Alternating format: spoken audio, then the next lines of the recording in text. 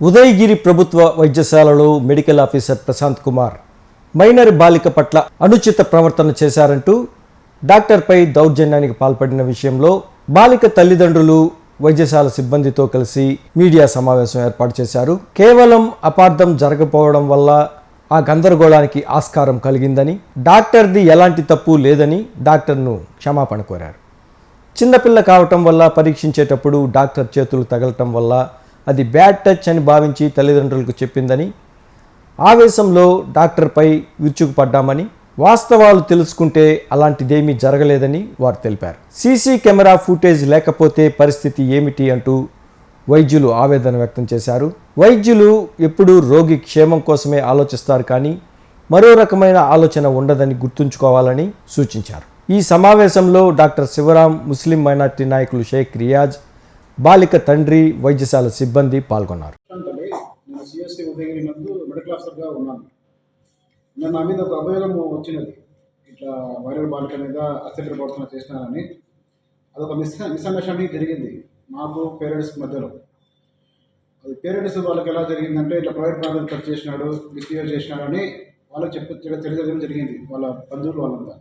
మేము CCTV camera footage check చేసినాక అదంతా ఏం లేదు, అలా మిస్బిహేవ్ చేయలేదని మాకు తెలిసింది. తర్వాత వాళ్ళకి మేము కన్వే చేయడం జరిగింది, మెసేజ్ పోలీసు వాళ్ళకి కానీ వాళ్ళ పేరెంట్స్ కానీ కన్వే చేయడం జరిగింది. ప్రజెంట్ ఏమంటే, మా పాపకి చెవిలో బాగలేకపోతే గవర్నమెంట్ హాస్పిటల్కి నేను పంపించాను. మా వైఫ్, మా పాప, ఇంకో పాప పోయారు. పోతే డాక్టర్ దగ్గర చూపించారు. చూపించి ఎక్కడ నొప్పి అని చెప్పారంట. చూపించిన తర్వాత లైట్ వేసి మొత్తం చూసి టెస్టులు రాశారంట. అక్కడ పోయేసి టెస్టుల దగ్గర పోయేసరికి మా పాప ఉండి మా భార్యకి చెప్పింది, ఇట్లా సంగతి ఇట్లా మిస్ హ్యాండింగ్ చేసినట్టు ఉన్నాడు సారు చెప్పాడు అని చెప్తే, మా పాప వచ్చేసి నేరుగా మా పైన ల్యాప్టాప్ దగ్గర మా బంధువులు ఉంటే వాళ్ళకి చెప్పింది. అక్కడ పోయి సార్తో మాట్లాడదామని వచ్చారు. తర్వాత నాకు ఫోన్ చేసింది. నేను వచ్చాను. వచ్చేసరికి సార్తో మాట్లాడాను ఇట్లా సంగతి అని చెప్పి.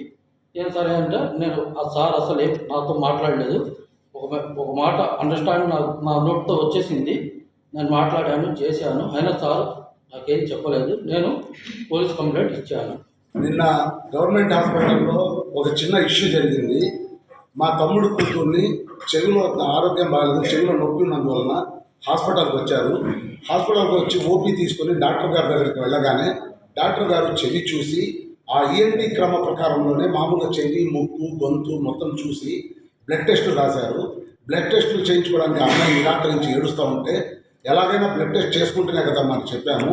అలాంటి క్రమంలో ఈ చిన్నపిల్లకాయలకి 12 సంవత్సరాల గత అమ్మాయిలకి ఈ మధ్య స్కూళ్ళలో ఏంటంటే గుడ్ టచ్, బ్యాడ్ టచ్ అనే విధంగా అలాంటి కొన్ని చెప్తా ఉన్నారు. అలాంటి క్రమంలోనే డాక్టర్ గారు చూసిన దానికి ఆ చెవి పెదవికి తగలడము, ఆ చెవి బుగ్గకి తగలడము, దాన్ని ఆ క్రమంలో బ్యాడ్ టచ్ అనే రూపంలో ఆ అమ్మాయి వాళ్ళ తల్లికి చెప్పడం జరిగింది. వాళ్ళ తల్లి ఏమీ ఆలోచించకుండా అసలు ఏం జరిగింది ఏందనేది కాకుండా అక్కడ ఉన్న వాళ్ళ బంధువులకి చెప్పడం జరిగింది. అంతలోనే వాళ్ళ భర్తకి చెప్తే, నా తమ్ముడు చెప్తే, సీతారాంపురం నుంచి వచ్చే వరకు ఇక్కడికి రాగానే మా తల్లిదండ్రులు, మా ఫ్యామిలీ కాకుండా అదర్స్ చాలామంది వచ్చేసి ఈ ఇష్యూని కావాలని ఆ డాక్టర్ గారి మీద ఆలోచించకుండా నెట్టేసి ఏదో బ్యాడ్ టచ్ చేశాడు, అక్కడ ప్రైవేట్ పార్ట్స్ని టచ్ చేశాడు అనే ఉద్దేశంతో కావాలని చెప్పడం జరిగింది. అంతలోనే తల్లిదండ్రులు ఉద్వేగంతో కొన్ని మాటలు తిట్టడము, సార్ మీద చెయ్యి వేసుకోవడం జరిగింది.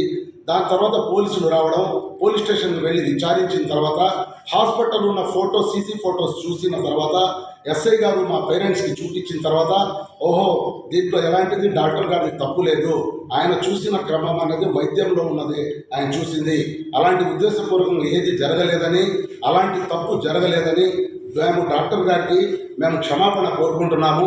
ఈ విధంగా జరిగినందుకు ఏమి అనుకోవద్దు సార్, మేము డాక్టర్ గారికి మాత్రము మా ఫ్యామిలీ తరఫు నుంచి మేము ఆయన క్షమాపణ కోరుకుంటున్నాము.